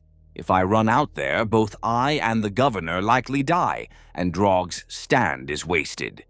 If I leave now, I'm abandoning the best comrade I've ever had. The war boss slams his claw closed on Drogg's mace mid-swing, catching it and crushing the weapon into scrap. He then yanks forward, dragging Drogg off balance. With his other hand, the war boss headbutts Drogg with a sickening crunch. The Ogrin reels, falling to one knee. "No!" I scream, raising my pistol. Without thinking, I fire at the war boss. 3 shots. One scorches his armor, one grazes his neck, the third hits his cheek, burning away part of his lip. It's like throwing pebbles at a tank. The war boss barely flinches, but now his attention snaps to me. His red cyber eye narrows. He bares his fangs in a bloody sneer. "Got a laspistol, eh, runt? I got some bigger." He drops the smoking slugger, apparently out of ammo, and instead yanks a crude throwing cleaver from his belt. Time slows as I see him fling it with murderous strength, straight toward me. At the last second, something massive interposes. Drogg! With a mighty leap, he has hurled himself bodily in the cleaver's path. The spinning blade meant for me sinks into Drogg's already wounded side with a wet thunk. Drogg grunts in pain, collapsing to one elbow. That jolt is the final straw. I feel something in me break, rage, sorrow, everything flooding at once. "Drogg!" He turns his head, coughing, and locks eyes with me. Incredibly, he smiles through bloody teeth. "Boss, go," he manages to rasp. The war boss is already stomping forward to finish him off, bellowing in victory. Around the ring, orcs start rushing forward again now that their boss clearly has the upper hand. Drogg winks at me. Or maybe it's a blink of pain, but I'll choose to see a wink. Then he does something I didn't expect. His huge hand goes to his belt pouch and pulls free the 2 orc stick bombs we scavenged earlier. Oh, throne, I see where this is going. Summoning his last reserves of strength, Drogg stands tall again, directly in the war boss's path. The war boss, momentarily perplexed by the Ogrin's resurgence, hesitates a fraction. Drogg gives me one final meaningful look. He holds up the stick bombs where I can see them. Despite everything, the big lug is grinning through the agony. In a voice loud and clear, he calls out to me almost proudly. "Boss, Drogg, count to 3. My heart lurches. "Drogg!" But I can already hear the ignition fuses hissing on those grenades in his hands. "Emperor, no!" Drogg faces the war boss, who realizes too late what's about to happen. With a defiant roar that drowns out every other sound, Drogg lunges at the towering orc leader. He wraps his mighty arms around the war boss in a bear hug, pinning the claw to the orc's side. The war boss thrashes, furious, but Drogg's grip is unbreakable, fueled by righteous fury and imminent sacrifice. "1!" Drogg begins, his voice booming. Panic ignites among the surrounding orcs. A few shout and start to backpedal. 2! Drogg's eye meets mine one last time across the chaos. I am frozen, pistol slack in my hand, tears I didn't know were forming, blurring my vision. In that moment, I want to run to him, to drag him away, to save him as he saved me so many times. But there's no stopping what comes next, and I realize this is what he wants, to save his friend, to save me. Through a choking breath, I shout, "Emperor be with you, Drogg!" His gaze shines, not with fear, but with a kind of simple joy at my words. 3! Drogg roars. I whip around, grabbing Governor Colt by the collar, and throw both of us into the cockpit, slamming the canopy shut. I punch the thrusters to full power, not even strapping in. There's a blinding flash behind us, turning night into day, then a deafening double boom as twin explosions merge. The ground erupts. I imagine even the war boss's roar is snuffed out in that instant. The closest orcs are immolated or sent flying like charred straw. A brutal shockwave slams into our skimmer just as our engines flare to max burn. The craft lurches violently, propelled by blast as much as thrust. I catch a final searing glimpse through the canopy of a fireball, blooming where Draug and the war boss stood, two silhouettes disintegrating in the blaze. The skimmer hurtles upward, nearly out of control. I wrestle with the joystick. The craft skims the tops of trees, clipping branches. Inside, alarms blare, and Colt cries out in terror. I grit my teeth and pull up with all my strength. For a gut-wrenching second, we're in free fall, nosing down toward the jungle beyond the fort. Then the engines roar properly, and we shoot forward into the sky, trailing smoke but gaining altitude. Below, the fort becomes a shrinking hellscape. I see orcs running like ants, some thrown by the explosion, fires spreading. The centerpiece of that inferno is the spot where my friend made his final stand. I climb, punching through a cloud of spores and smoke into the upper atmosphere. Stars emerge against the night's darkness above, but my vision is swimming with tears. Governor Colt, half-conscious behind me, whispers something repeatedly. It sounds like a prayer, or perhaps just shock-induced babbling. I catch a few words. "Deliver us. Emperor, deliver us." I wish I had his faith. Right now, all I feel is a howling emptiness where a loyal, big-hearted soul used to be. The Vox receiver in the cockpit sputters with static. I twist the tuning dial desperately, flipping through Imperial Navy frequencies we used to know. Nothing but hissing emptiness. My stomach sinks. Are we truly alone out here? I try one last channel and press the transmit stud, voice hoarse as I broadcast a mayday into the void. For a few awful heartbeats, there's no response, just the crackle of interference and the labored whine of our skimmer's engines. I close my eyes, feeling despair scratching at the edges. If no one's out there. Then suddenly a burst of static and a voice cutting through, faint but unmistakably human. "Unknown vessel, identify yourself. This is Naval Patrol Cutter Skyhound on high atmospheric approach. Respond." My heart leaps so violently I nearly drop the receiver. I fumble with the transmitter, hands shaking. Skyhound, this is Captain Ardan Varys of the Imperial Guard. Call sign, actually just Varys. I have Governor Colt aboard. He's alive but injured. Requesting assistance. Coordinates transmitting now. I hastily slap the locator beacon. There's a pause, then a burst of excited chatter. "Copy that, Varys. Hold tight, we're homing in on your beacon." "Emperor's mercy. We thought all loyalists on Viridia 4 lost. Stand by for retrieval, Captain." Relief floods me so intensely I nearly collapse. They're here. We're saved. I glance one last time at the world below. On the night side of the planet, I see distant flashes, ongoing battles, or orcs squabbling among themselves, who knows. Viridia the Fourth is still in enemy hands, but at least some spark of the Imperium remains. In me, in Colt, and in any others clinging on. A dry sob escapes my throat, turning into a ragged laugh that borders on madness. What a sight I must be, a battered guard captain, tear-streaked and half-crazed, flying a stolen skiff off a conquered world with the almost dead governor in tow. Yet alive. Alive because of Draug. I wipe my eyes on my sleeve, which only smears more blood and soot across my face. I don't care.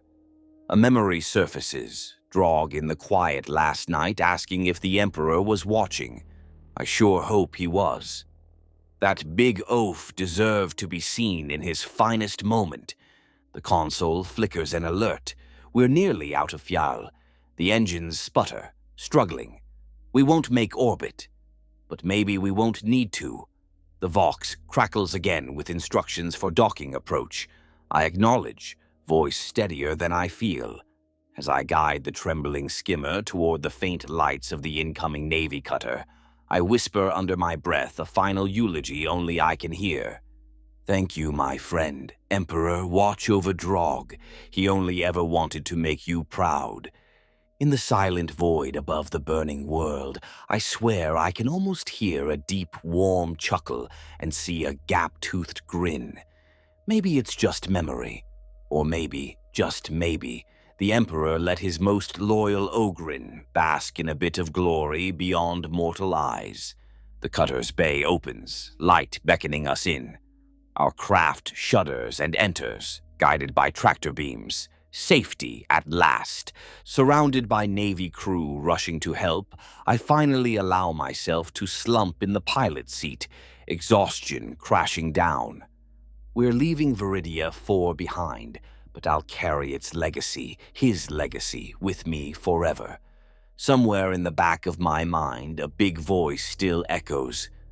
Boss, draw count to 3, followed by joyous laughter. It hurts, but I hold on to it. Barely a minute passes before a Mechanicus orderly pokes his head in. Captain Varys, the governor is awake and asking to see you. I swallow, suddenly anxious. Governor Colt has been unconscious since our escape. Part of me isn't ready to face him. What do you say to the man who was in charge of this doomed world? But I steady myself and nod, following the orderly to the next ward. Colt lies propped up on a cot, an IV in one arm and bandages swathing his battered head. Without the pomp and finery, he looks older, shrunken. His one good eye flickers open when I approach. Captain? Varys, is it? He rasps. Yes, sir, I respond softly. In the bright, sterilized lights of the med bay, I can see he recognizes me only vaguely. He moistens his cracked lips. They told me, I have you to thank for my life. And Drog, sir, I say at once. The Ogryn with me, he... My voice catches, but I force it out. He gave everything to get us out. Colt closes his eye for a moment, pained. The big fellow, I remember him fighting those beasts, protecting me even in the cage. He opens his eye and meets my gaze. I owe him and you a debt I can never repay. I stand stiffly, just doing our duty, Governor. A ghost of a bitter smile forms on Colt's bruised face. Duty, yes, I failed mine, Captain, but you and that Ogryn did not. History should know of it. He pauses, wincing as he shifts. I will ensure the Lord Militant hears of Trooper Drog's heroism. I promise you that. Hearing the governor speak my comrade's name with respect stirs something in my chest. Gratitude, sorrow, pride all at once. I nod, unable to find words. Colt extends a trembling hand. I gently take it in my own uninjured one. Thank you, he whispers, and I'm surprised to see genuine tears in the corner of his eye. The Emperor protects you, son. He protects us all, sir, I reply quietly, releasing his hand. The Mechanicus gestures that the governor should rest, and I step back. As I leave Colt's bedside, I realize the anger I once held toward him has ebbed. In the end, he is just another man, scarred by the same nightmare, humbled by the same salvation that I was. Back in my own cot, the Navy medics poke and bandage me. I've got a fractured arm, some shrapnel cuts, dehydration, exhaustion. Nothing a few days' rest and some augmetics won't fix. They say I should sleep, but I can't. Not yet. Instead, I find myself hunched over a data slate in the quiet of the medical bay, struggling to put into words the events that brought me here. The formal after-action report for High Command lies half-finished. Flowery phrases about enemy strength, casualty estimates, strategic impact. But every time I get to the part where I must record the actions of my auxiliary unit, I stop. How do you reduce what Drog did to a line or two in a report? Ogryn Trooper Drog, KIA, displayed exemplary valor. It's not enough. It's nowhere close. My side aches from a bruised rib, and my left arm is in a sling, a hairline fracture apparently from the shuttle's rough takeoff. Minor hurts. They'll mend. It's the ache in my chest that won't go away. I set the data slate aside. On the small table by my bed rests the crumpled pack of LO sticks Drog scavenged for me. Miraculously, it survived the ordeal in my jacket pocket. I tap one out and light it with a bedside igniter, drawing a long, ragged pull. The medici officers would have my hide for smoking in here, but throne, damn it, I think I've earned a small rebellion. The tip of the LO stick glows an ember red. It reminds me of the glow of that beetle Drog tried to eat, of the campfires in the jungle nights, of the burning fuse on a pair of stick bombs clutched in an ogren's hands. I take another drag, and in the curling smoke above me, I almost imagine shapes, big and solid, standing guard. A soft knock at the bay door startles me from my reverie. It's the ship's captain, a crisp-looking woman with iron-gray hair. I hastily stub out the LHO on a tray. "At ease, Captain Varys," she says gently, noticing my fluster. "Just came to see how you're holding up." "I'll live," I reply quietly. My voice sounds hollow. She steps in, hands behind her back, and her eyes fall on the half-written report and scattered pages of notes I've made. She picks one up, my neat handwriting detailing Drog's final moments, splattered with a tear stain I hadn't realized fell there. "The Ogrin. Drog," she says, pronouncing his name carefully. "Your notes describe quite a soldier."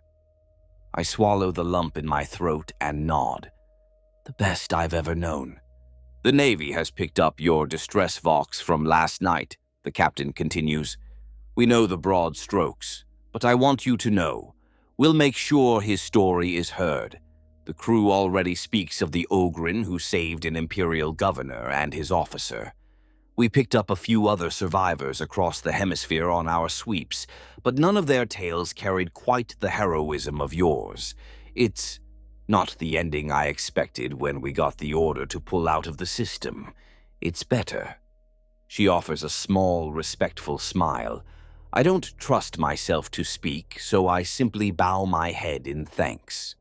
After a moment, she places the page back down gently. "Take your time with the report, Varys. There's no rush now, and if you need anything, my door is open." With that, she turns and leaves me in peace. My gaze drifts back to the data slate. The formal language and terse lines feel so inadequate. I push it aside and instead pick up a blank parchment page and a stylus. If I can't put Drog's deed into an official report right now, maybe I can put it into something more personal. I begin to write a letter, not a military dispatch, but a personal account addressed to no one and everyone. I write about an Ogrin with a child's heart and a giant's strength.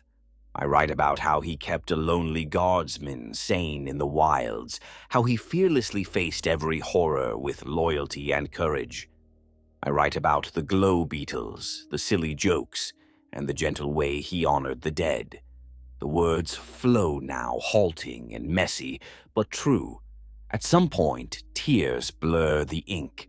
I set the stylus down and close my eyes, letting the grief wash over me in quiet waves. It's all right. It's just me here, me and the fading scent of low smoke, and the faint echo of a laugh that only I can hear. When I can compose myself again, I fold the letter and tuck it into my jacket. Maybe I'll deliver it to the regimental remembrancer, or maybe it will just stay with me as a reminder. Either way, it's written. Drog's story, as best as I can tell it. Finally, exhaustion creeps in. The stims and adrenaline have long worn off, and my body demands rest. I lay back on the cot, staring at the ceiling luminators. In my mind, I replay that last moment on Viridia 4, the fireball illuminating the night, the shockwave rocking the trees. I hear Drog's voice booming with pride. 1, 2, 3. A sad smile ghosts my lips. He was so proud that he could count that high. In the end, it was all he needed. I whisper a quiet promise to the darkness of the medbay. I'll make sure they know, Drog. I'll make sure everyone knows what you did. As I finally drift into a dreamless sleep, I swear I feel a big hand patting my shoulder, reassuringly, and a familiar voice, gentle and deep, murmuring, "Good night, boss."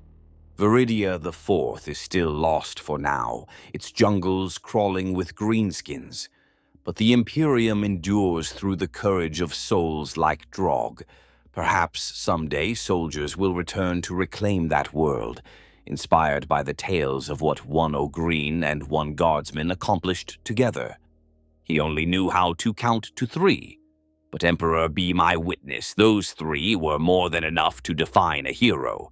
And in the years to come, every single day I draw breath, I'll count myself lucky to have known him.